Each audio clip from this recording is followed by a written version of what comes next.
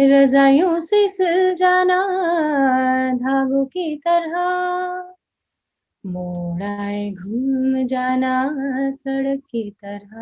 Bematlab is not one of those things. 100%. Where my friends are like, yeah, you told me this very politely. That's Hello and welcome to Binge Buddies. In today's episode of Candid Conversation, we are going to be speaking with multi-talented actor, writer, director, singer Amrita Bagchi. Before we proceed, do not forget to subscribe to Binge Buddies.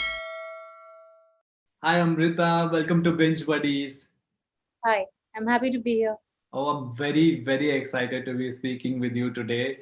Um, with respect to your on-screen presence, I've seen you in a beautiful movie as Jyotsna in a music teacher. It's very beautiful movie. Of course, not commercial and not.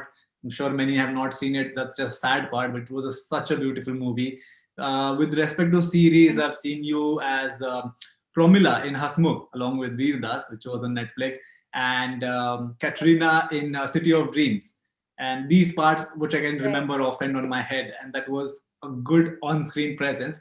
But apart from that, if I have read correctly, you've been in the industry in multiple capabilities and capacities. You've been actor firstly, yes. You mentioned visual artist. You've been cinematographer as well. You've directed a short story. You've edited quite a stuff. You've done a lot of work, and you are a wonderful lyricist and a singer. Like I, Bematlab is undoubtedly going to be in top of my top 10 list for God knows how many years from now. It is that beautiful a song. What do you consider yourself to be primarily? Uh, I'm very greedy. Okay. I think that what happens is I feel that I kind of struggle with that question a little bit because I more than anybody else I want to do one thing in my life. I want to put my energy and focus into one thing, but every time I'm doing just one thing, I automatically I don't even realize when I've shifted my focus to something else. Wow. So I mean I really enjoy these things. My training has been in visual art, Okay. and I've learned music as a kid, and then off and on, in life, because we kept moving. Yeah. I like writing, I like drawing, and I think that filmmaking is the only form that brings all of this together.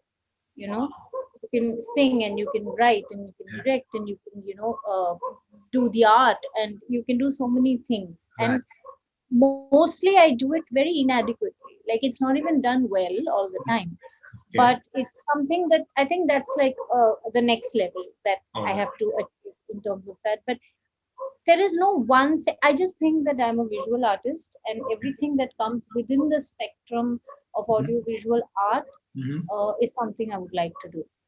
Fantastic. So undoubtedly, I can safely say that you are a complete artist. If I have to justify, there is no better example I can think of right now. You've done literally everything out there, which is possibly one can try their hands on, which is a beautiful thing. Now, has this always been the case since your schooling days? Mostly, but I think I realized it much later. Ah, When you realize that you can streamline it into a more positive channel. But right. mostly while growing up, I was always so fickle. So it seemed like that I had low attention span, or I was not interested in a lot of things, Uh-huh. which wasn't the case. I know that now. Mm-hmm. But it was always like, oh, she's not that good at maths, but she does extra curriculum. She did that. She represented the school in that thing, in that debate or singing. Uh-huh. So it's okay. It's always been. Right. So yeah, I mean, now I know how to maybe structure it positively. Right.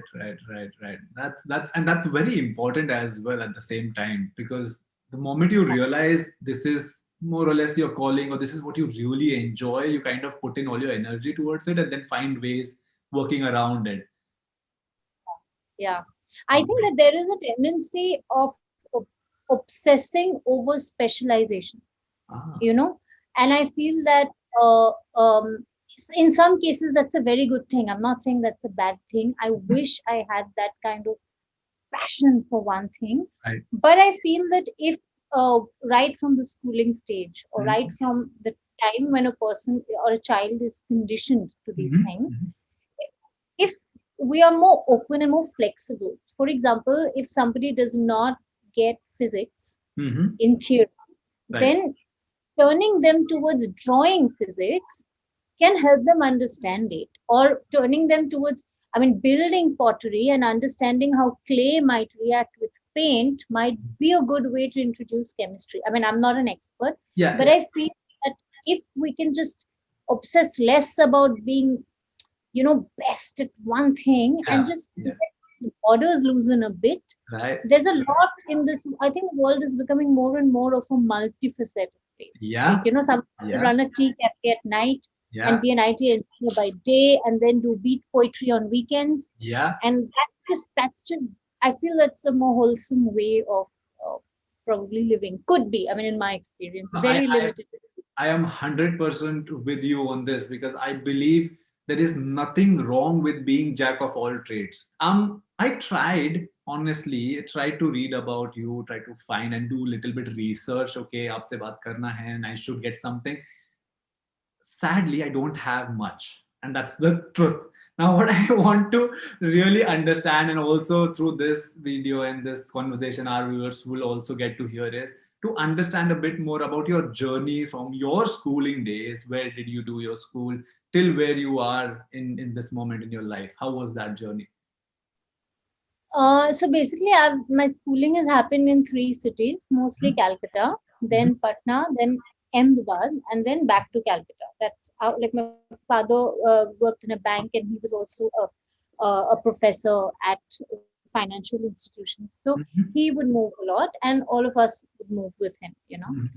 So there is this thing that when you move from one board of education to another, you move from ICC to CBSE, then you move from CBSE to, say, West Bengal board thing, and all of them, at least in this country, have different levels and standards of education.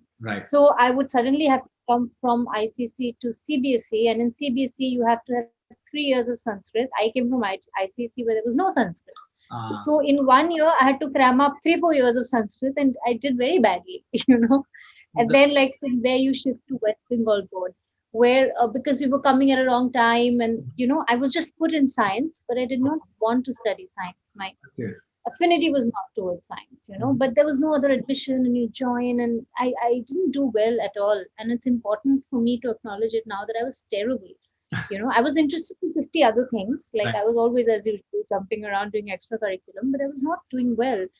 And this English teacher of mine, and who genuinely was very fond of me, she asked my father to get me to repeat 11th grade in humanities, in arts. And it's a big stigma, right? Because nobody understands repeating a year. In India, especially in Bengal at the time, it was like, oh, she's failed a year, or she's incapable in a way. And most parents would not encourage that.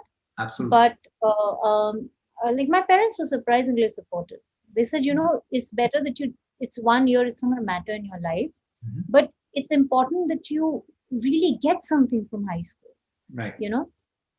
And so I did that, and it was a big reality check in terms of, you're not aware that time. You feel like, oh, I have to make friends again. My batchmates are a year senior to me and things like that. But actually, that was one of the best things that happened to me, because once that happened, once education was not a challenge or something I was running away from, I began to enjoy it much more.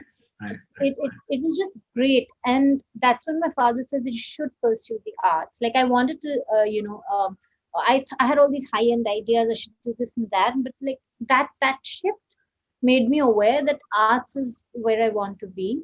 And it's not such a bad thing, because it's psychologically, like, science is in schools here, science is better than art. And I think it's not, right? Exactly. So that's kind of how I started. And then after 12th grade, I studied fine arts, like painting and sculpture, at Shantiniketan, Kala Bhavan. But it was a 5-year course. I finished the first year, and then I kind of jumped ship and went to NID in Ahmedabad, which is National Institute of Design. So I went there and studied. I left Shantiniketan, and I was in NID for 5 years. 4 or 5 years. where I studied graphic design. And then I moved to Bombay and I started doing, working at design houses and working at channels, television channels. And then I started freelancing. And then from freelancing, I kind of got into doing stage design, for theater groups, like for Right. Motley, like, Right. Motley I did it, for Atul Kumar I did it. Uh-huh. So I did these stage design things, and Shantiniketan had given me a huge schooling in folk music, Bengali Mhm. folk music. Wow. And I'd also studied little Rabindra Sangeet as a kid, like all Bengalis do. Have to. So somebody heard me sing at some play after party, Uh-huh. and they said, "Hey, Manav Kaul is doing a play. It's on Tagore, Uh. and he's looking for Bengali girls who can sing." I said, "Yeah, I can sing, but I can't act." So they said, Mm-hmm. "Just go meet him." Mm-hmm.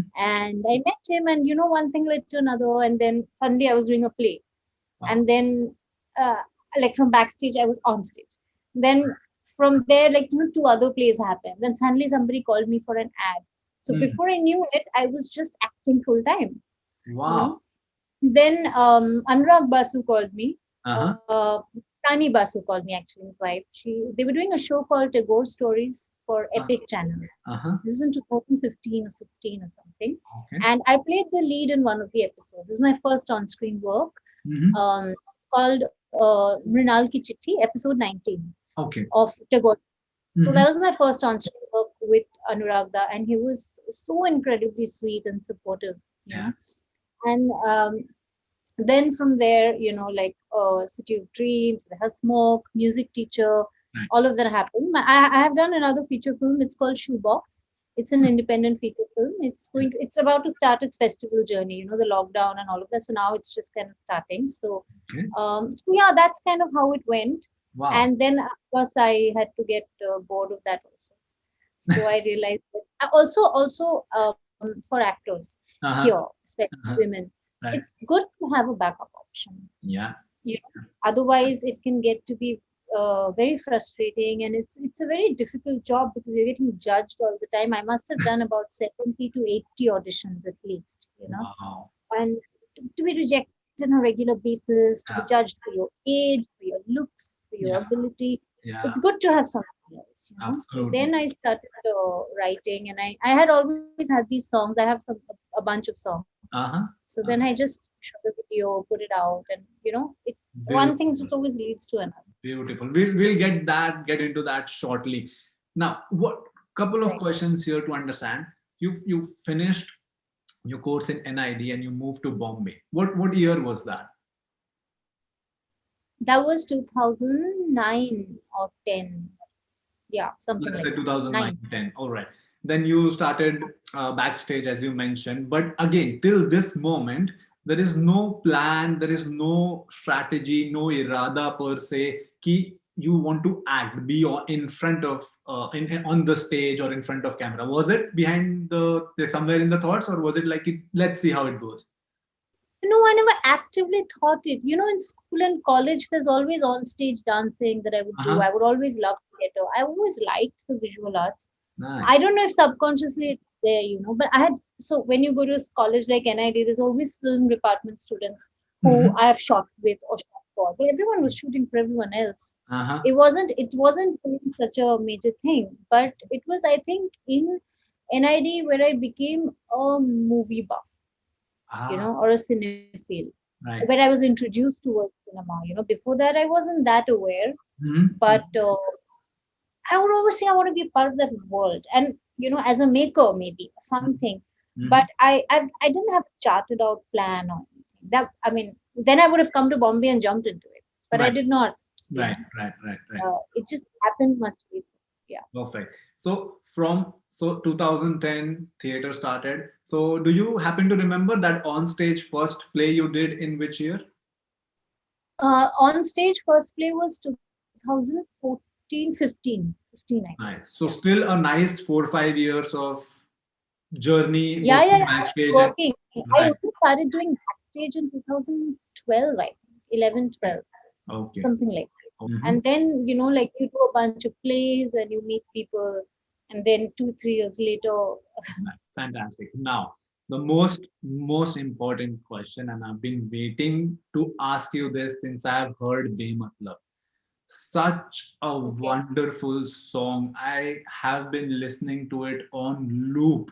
Like, believe me, it is that beautiful. It's nearly 2 weeks, and it's still, I every day, if I have to listen to music, that's the first song I'm going to every single day. I shared it with Wow. a couple of my friends, and everyone is like 9 out of 10 replies or comments I have got is, bro, where was this song? Who is this person? Why can't I find it on Spotify? Why can't I find it here? Why can't I find it there?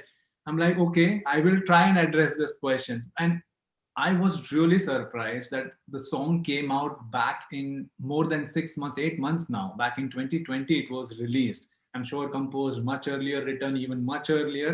And it's Yeah. now, after such a long time, we are getting and people are exploring it.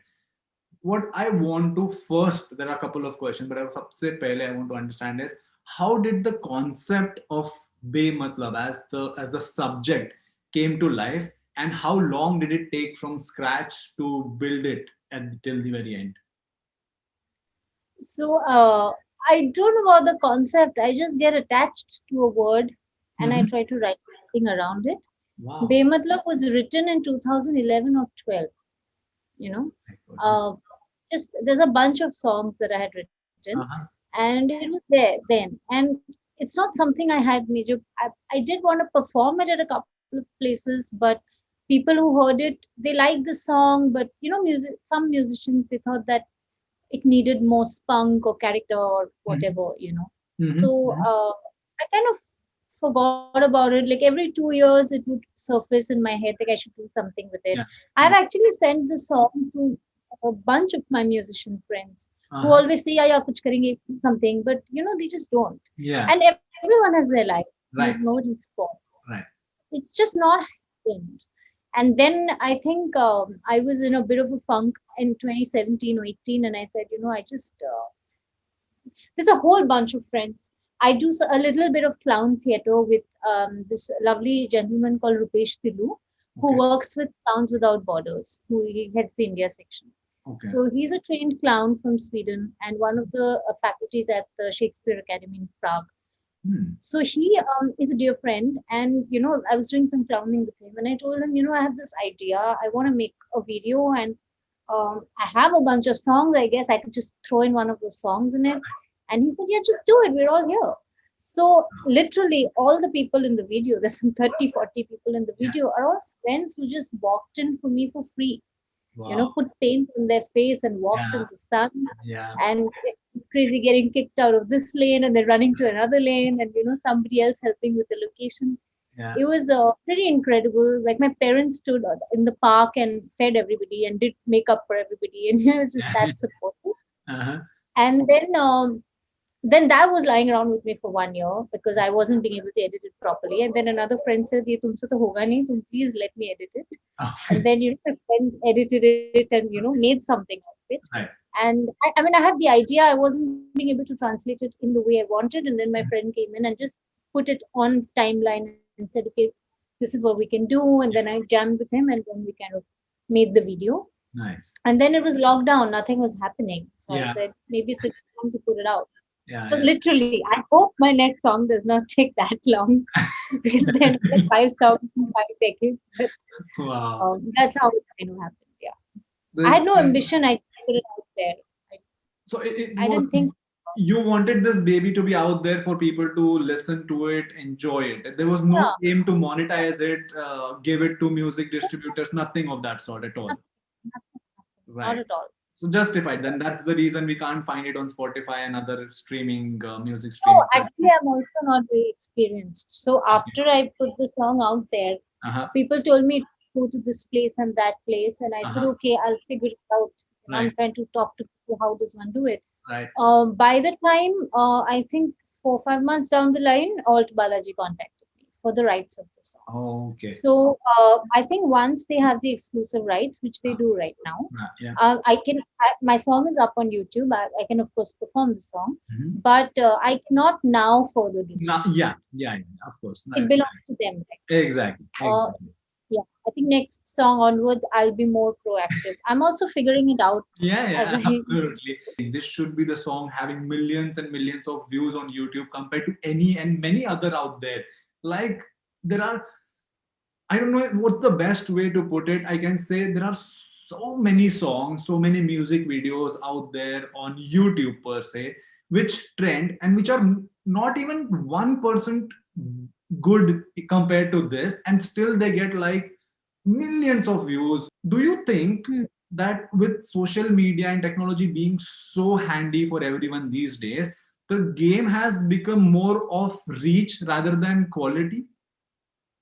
Maybe it's also a lot about promotion and ads. Yeah, yeah. It's become a very stimulus driven visual culture, you know. Mm-hmm. So most of us, and often myself included, we have like maybe a 30-40 second attention span, Yeah. and if the video is not immediately giving us the thrill or the stimulus we want, we Right. move. Right. And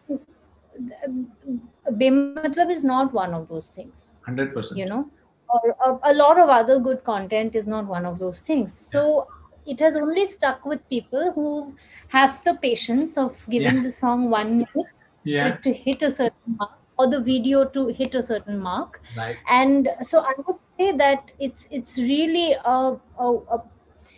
result of how things are consumed. Exactly. I can 100%. always drop 20 beats in the beginning Mhm. and make you dance, but that's not the point, Exactly. you know. So then we just have to be patient and build a body of work, Right. you know, and just hope people will find it. I think people who are really looking for good content will find it. 100%. 100%. And I think that's primarily the reason. And I'm saying this out here for everyone who's watching this and who will watch this is, if you stick around with this song for just 60 seconds, there is 99% probability you will stick around for rest of the extra 4 minutes and listen to the full song. It's that beautiful. And guys who have heard it have been like, wow, what a beautiful voice, beautiful lyrics. Anything and everything is just hit 100% note on this, whether it's composition, whether it's writing, singing, it's oh my, I might be sounding repetitive now. It is that No, no, beautiful. very, thank you very much. Yeah, Great. So that is before we move on to our games section, I have a one humble request. If you could please sing in a few lines for us.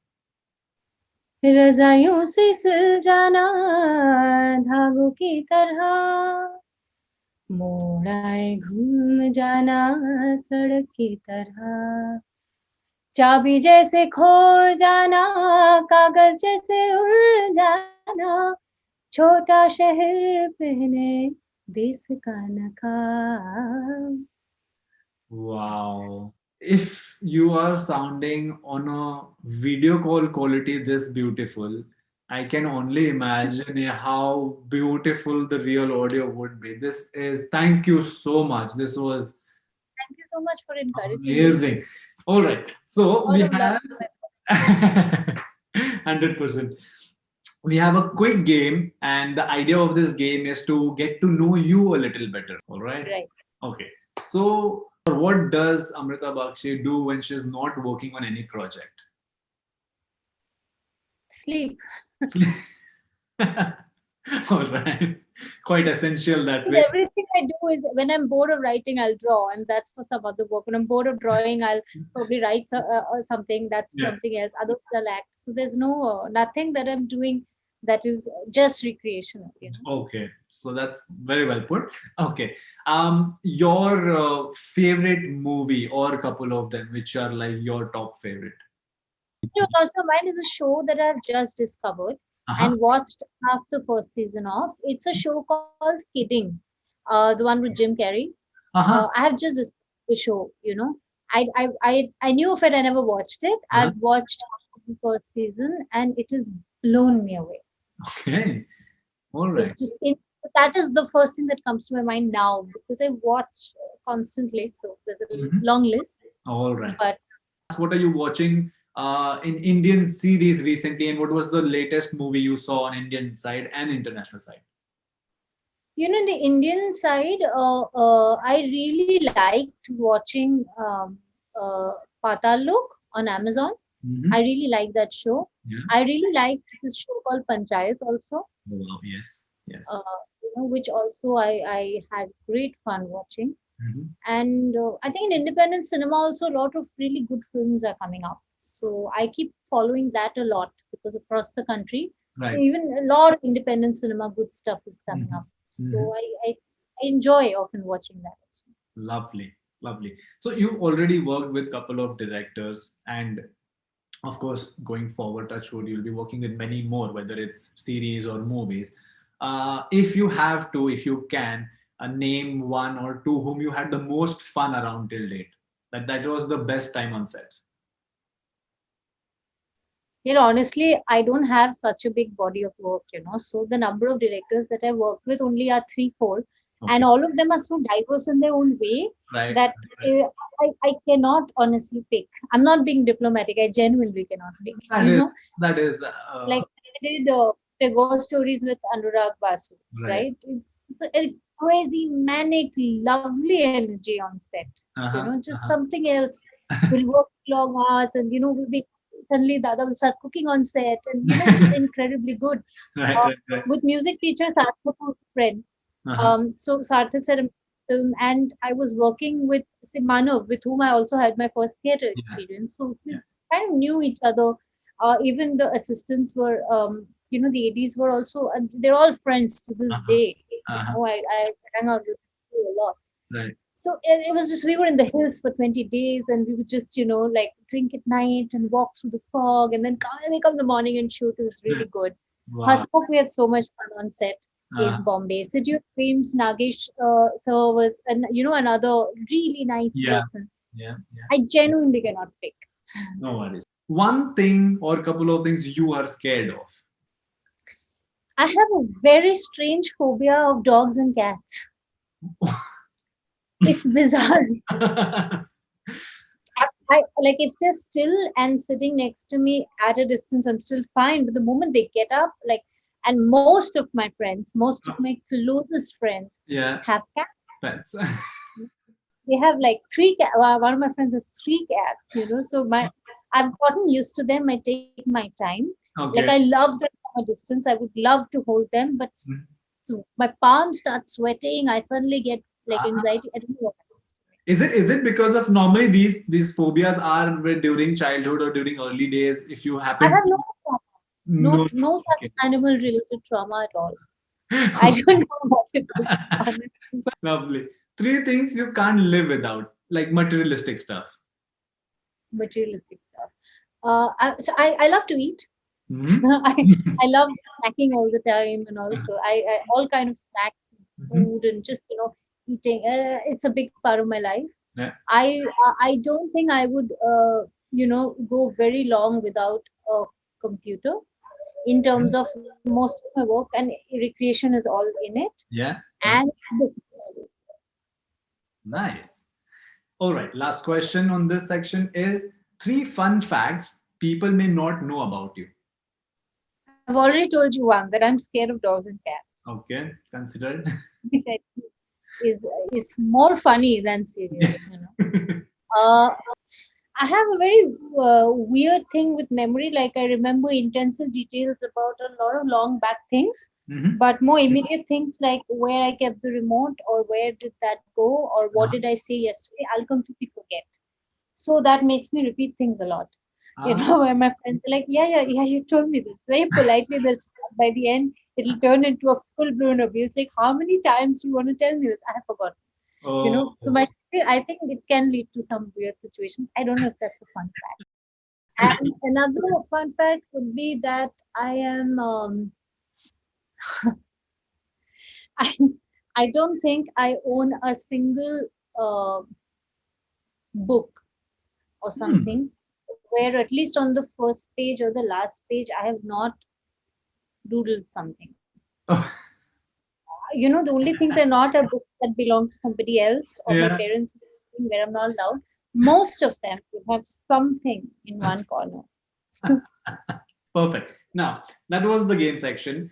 One thing I would like to understand is you mentioned you do write more often, and that's the process you really enjoy. What is personally your process or your action towards when you hit that writer's block? Really depends on the day. So sometimes I draw, like I've recently discovered Procreate on iPad, and I think it's one of the. Normally, I don't like drawing on screen or reading on screen. I'm a very analog person. I like to write and draw actual colors or read an actual book instead of on screen. Like I don't own a Kindle. Yeah. But I've discovered Procreate recently, and I think it comes closest to the analog experience in terms of drawing. So sometimes when I hit writer's blog, I find drawing on or just random doodling very helpful. Okay. On some days, I'll be like, okay, let me just maybe sing with my harmonium a little bit. Some days I will just go out and meet a friend. I try to go as far away from the writing process as possible, so that it just starts looking attractive enough for me to come back. On purpose ignoring, for blocking your mind and putting it somewhere else and then coming back to it with a fresh perspective. Another thing also is last minute panic, as Calvin said very famously in a comic. If there is last minute panic, I think that's the best cure for creative block, because you've crossed all your deadlines, and then someone's like, I still haven't received the screenplay, and then you're like, okay, now just creative block also has no control over deadlines, right? So then you're like, okay, now I just have I can understand. Wow, fantastic. And you are this wonderful singer. How often do you do your riyaz? I have terrible self-discipline. I want to do it every day, but sometimes I miss it. Like I'll even go a week without doing it. Sometimes it's because of genuine time constraints, because I'm doing things. Yeah. And sometimes it's generally because of a lack of a routine per se that I have all the time. In some cases, I'm very routine oriented. Okay. And the singing, is something that I absolutely love, and it's such a joyful thing for me. Is that the moment it becomes routine, my mind runs in the opposite direction. Yeah. So it's but yeah, I'm hoping to get more regular. Right. But you're able to pick up where you left, or you feel there is 1 to 2 days to hit the sur right? Do you feel that when you take a long break? Depends on the break. Like sometimes I have a 2-3 day gap. Then I can pick up where I left, or I'm doing a little. But if I have more than a week's gap, which is rare, but it does happen, then of course I'll need 1 or 2 days to get back in the loop. Right. Any upcoming projects on screen, off screen, or songs which we can see you, hear you next, which you can share officially? Yeah. So like I said, my next feature film is an independent feature film called Shoebox. Yeah. So that is supposed to hit the festival circuit this year. So more on that when it's out, but it's already part of India's story at the Geomami Festival. Right. So so that's on Shoebox. You'll see it soon. Hear about it soon. Yeah. I have another song that I'm planning to put out, but I won't put a date on it yet. I mean, I have a bunch of songs, but Bematlab has been very encouraging. So I think now I have more motivation to put out the next song. Wow. So maybe in a couple of months. Yeah. Lovely. So is it in process, or is it like already near to finish the song? The song and all is ready. Okay. Song and all is ready. I just need to, figure the video and figure the recording and things. The other aspects of it. Fantastic. We wish you all the very, very best for Shoebox. Fingers crossed, it should do well. And desperately waiting to hear your next song, and hopefully this year itself. And thank you so much for taking out the time and speaking with us today. No, I'm happy to, and thank you for having us, because it's very encouraging for us what you guys are doing. You need to take that kind of effort and patience. It's not something I would be able to pull off. So honestly, thank you so much. No, it was completely our pleasure. Thank you so much. It was wonderful speaking with you, and thank you once again for taking out the time. Thank you. Bye. I really hope you enjoyed this conversation. Make sure to give a big fat thumbs up and share it with your friends. Also, do not forget to subscribe to BingeBuddies and press that notification bell. We'll see you next time.